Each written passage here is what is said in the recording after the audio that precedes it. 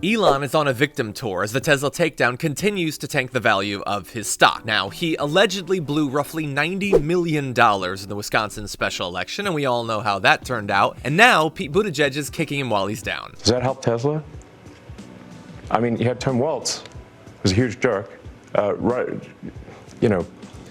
around on stage with a Tesla stock price, where the stock price had gone in half. And he was overjoyed. What an evil thing to do. What a creep. What a jerk. Like, who derives joy from that? You know, the radical left are saying that, like, somehow we're stealing Social Security. Like, first of all, I don't need the money, okay? In fact, it's costing me a lot to be in this job. You had, like, Tim Walz dancing on stage showing a chart of Tesla stock, which is a really awful thing for him to do, because what they're trying to do is put massive pressure on me and Tesla, I guess, to I don't know, stop doing this. It's my Tesla stock and the stock of everyone who holds Tesla went roughly in half. I mean, it's a big deal. So not only am I not getting I'm not getting paid, definitely not stealing money, and would never get away with it, but the value of my Tesla stock is in half. So this is a very expensive job, is what I'm saying. But I think it's you're welcome.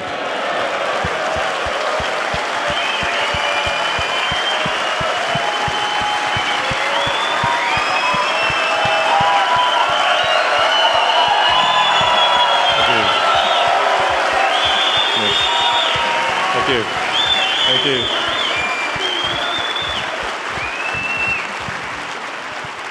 Thank you very much, guys.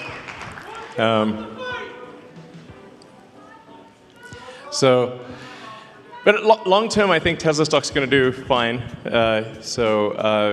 Maybe it's a buying opportunity. President Trump, as you saw earlier, was saying he wasn't aware of this report. We're since told he's been briefed on it, but he reposted something that Elon Musk wrote earlier, kind of mocking all of this by making fun of The Atlantic. He wrote, "Best place to hide a dead body is page 2 of The Atlantic magazine because no one ever goes there."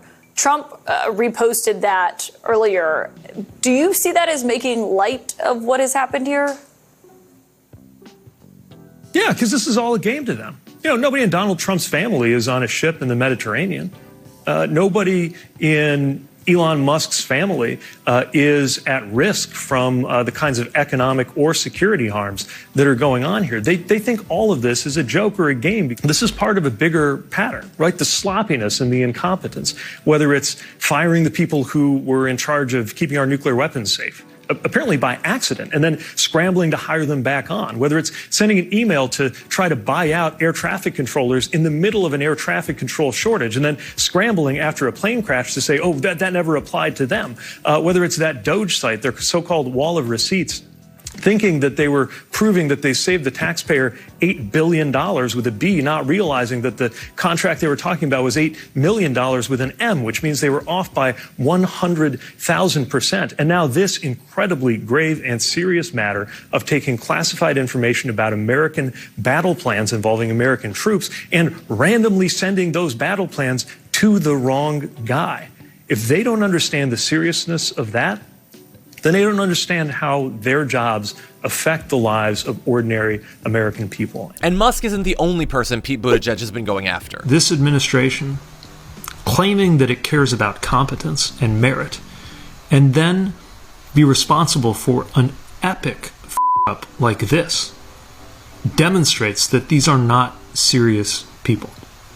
I was an intelligence officer for about 7 years in the U.S. Navy Reserve, and I occasionally handled highly classified information during my time in the cabinet as well. It can be hard to explain just how much goes into keeping that information safe. It is only available to people with a security clearance and a need to know. It's only discussed in certain facilities that are hardened to make sure that they don't have the same vulnerability to surveillance as most places. And importantly, you only ever use classified systems to discuss classified information. So America needs answers on why an unclassified, commercially available app was used, and even more importantly, how some of the most powerful people in this country didn't know that they accidentally included a journalist while they were discussing classified war plans that they had yet to authorize and execute. This is not something that's just important for its own sake. I know Americans who lost their lives because of intelligence failures.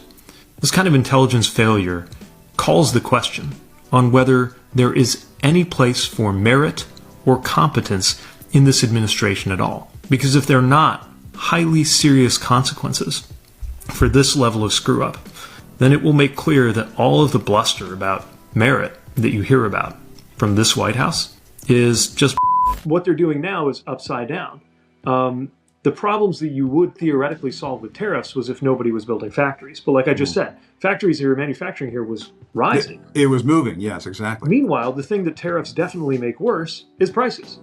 So you're making the thing that was worst in our economy, which is prices, you're making it even worse in order to theoretically do something about jobs and manufacturing. But those were some of the things in our economy that were headed in the right direction. So it's perfectly upside down. He needs to explain, and this is a question Congress I know is asking, and it would be the first question I would be asking if I were the president and knew this happened, is how did the information move from a classified system to an unclassified system? I mean, again, the amount of trouble you could get in as a sergeant in the Army, unbelievable. If you took a sheet of paper that was printed off a top secret print and left it in a folder that could have gone into a non-top secret room is enormous.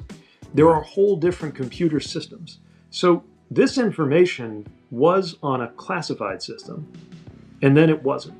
Somebody moved it, and that somebody, it would appear, would be Secretary Hegseth. He needs to explain how he did that and why. Elon Musk is on a full-blown pity tour, watching all of his delusions crumble around him. He's been so wrapped up in his little fascist incel bubble that he seems genuinely shocked to learn that actual people, not just Twitter avatars, would love nothing more than to watch him fail over and over again. And with the Wisconsin special election shaking things up, his relationship with Trump is bound to take a hit. Trump hates losers, after all, and Elon Musk just lost hard. Now, the real question is how Musk will handle being reduced to just another GOP wallet rather than its loudest mouthpiece. Watching the world's richest man spiral because people don't like him, classic Republican behavior, and it couldn't happen to a better guy.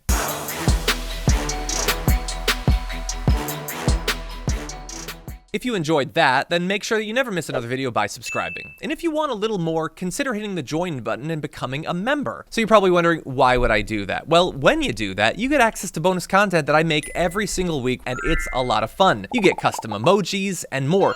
If you join at tier 3, by the way, you even get access to a monthly member hangout with myself. And you'll get all that going forward, but you'll also unlock years of the back catalog that is literally 100 or more bonus clips and top 10 lists and debates and more. So what are you waiting for?